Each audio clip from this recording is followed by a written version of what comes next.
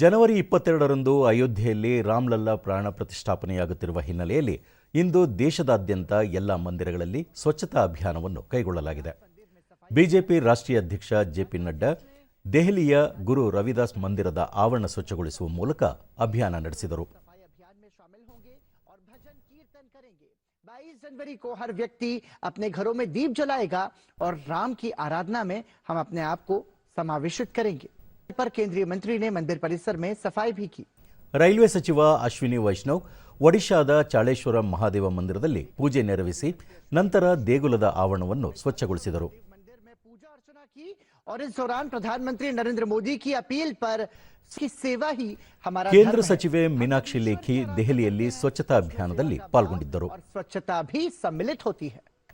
योगी आदित्यनाथ ने ಉತ್ತರ ಪ್ರದೇಶ ಮುಖ್ಯಮಂತ್ರಿ ಯೋಗಿ ಆದಿತ್ಯನಾಥ್ ಅಯೋಧ್ಯೆಯಲ್ಲಿ ಸ್ವಚ್ಛತಾ ಅಭಿಯಾನದಲ್ಲಿ ಪಾಲ್ಗೊಂಡಿದ್ದರು. अभियान का शुभारंभ किया.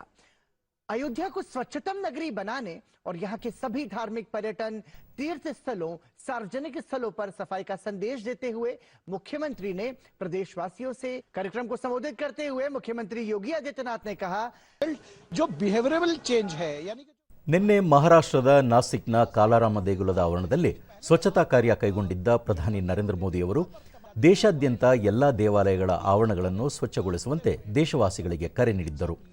ಇದಕ್ಕೆ ಅತ್ಯುತ್ತಮ ಸ್ಪಂದನೆ ವ್ಯಕ್ತವಾಗಿದೆ.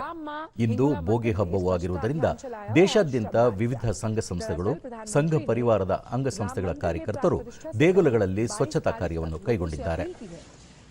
ಉತ್ತರ ಪ್ರದೇಶದ ಪಿಲಿಭಿತ್ ಜಿಲ್ಲೆಯಲ್ಲಿ 770 ಗ್ರಾಮ ಪಂಚಾಯಿತಿಗಳ ಪ್ರಮುಖರು ಒಟ್ಟಾಗಿ ಸೇರಿ 14ಕ್ಕೂ ಹೆಚ್ಚು ದೇವಾಲಯಗಳ ಆವರಣಗಳನ್ನು ಸ್ವಚ್ಛಗೊಳಿಸಿದ್ದಾರೆ.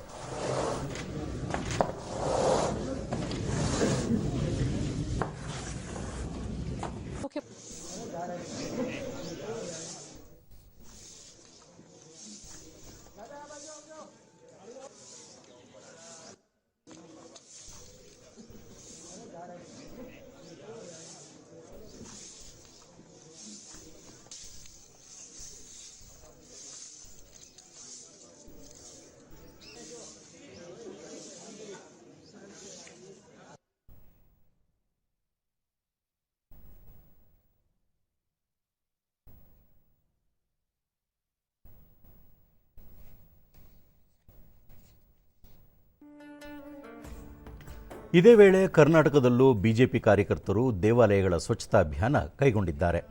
ಬಿಜೆಪಿ ರಾಜ್ಯಾಧ್ಯಕ್ಷ ಬಿವೈ ವಿಜಯೇಂದ್ರ ಶಿಕಾರಿಪುರದ ಹುಚ್ಚರಾಯಸ್ವಾಮಿ ದೇವಸ್ಥಾನದ ಆವರಣವನ್ನು ಸ್ವಚ್ಛಗೊಳಿಸಿದರು.